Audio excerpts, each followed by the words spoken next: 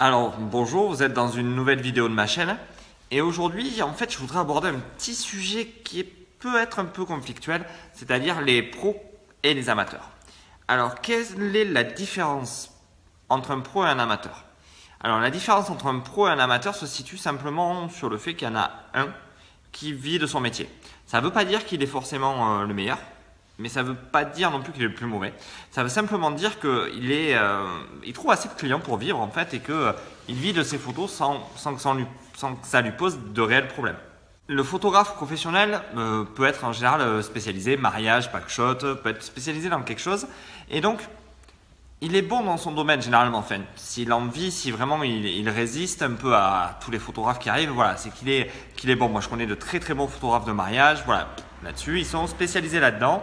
Ils font de super photos de mariage, donc pas de souci.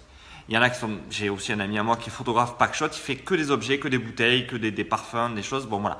Ce sont des gens qui vivent de leur art, qui vivent de la photo, mais dans un domaine, on va dire, relativement particulier. Je pense que pour un pro, il est relativement essentiel de se spécialiser dans quelque chose, voilà, surtout à l'heure actuelle. L'amateur, c'est comme vous en fait, vous êtes des amateurs parce que vous aimez la photo, donc vous faites de plus en plus de photos pour vous améliorer, pour arriver à des niveaux des fois qui sont excellents et voire même supérieurs à des professionnels. Enfin, moi je connais des amateurs qui aiment ça, qui font de super portraits, qui font des choses voilà, vraiment qui claquent et qui plaisent, donc voilà, il y a rien à dire, ils ne sont pas professionnels parce que voilà, ils veulent pas être pros, ils veulent rester amateurs, ils veulent pas avoir, on va dire, une contrainte, on va dire, financière de devoir manger, de devoir faire vivre leur famille avec ça. Donc, ils ne passent pas le cap d'avoir un numéro de tirette et voilà, de déclarer des revenus car normalement, voilà, ils se font pas payer. Même si on sait qu'il y a des amateurs, ils font des mariages.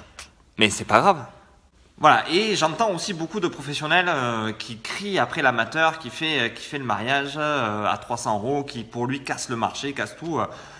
J'ai pas envie de débattre là-dessus, j'ai déjà fait une vidéo. S'il le fait à 400 balles, de toute manière, il touchera une clientèle que toi, à ton tarif, tu ne toucheras jamais. Donc, ne te prends pas la tête avec ça.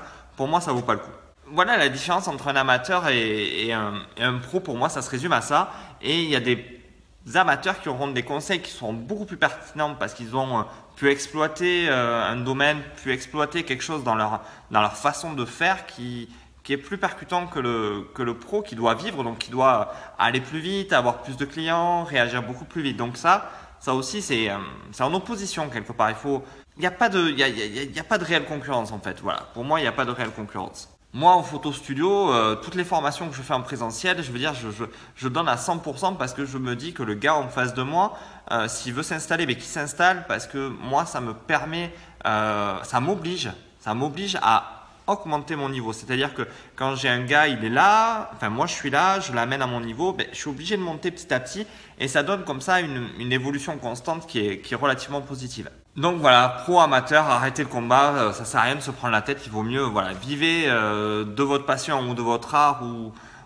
mangez avec la photo, enfin faites comme vous pouvez mais arrêtez de vous prendre la tête et arrêtez de créer des conflits autour de ça. Donc voilà, maintenant si tu souhaites, je t'invite à télécharger en cliquant sur le lien dans la description mon e-book avec 7 setups faciles et efficaces et tu recevras après en bonus 2 vidéos qui vont t'expliquer comment gérer ton boîtier en studio, comment choisir et gérer un modèle et puis voilà. Donc sur ce, je te dis à bientôt et je te demande de partager, de liker, de t'abonner à la chaîne et je te dis à bientôt. Au revoir.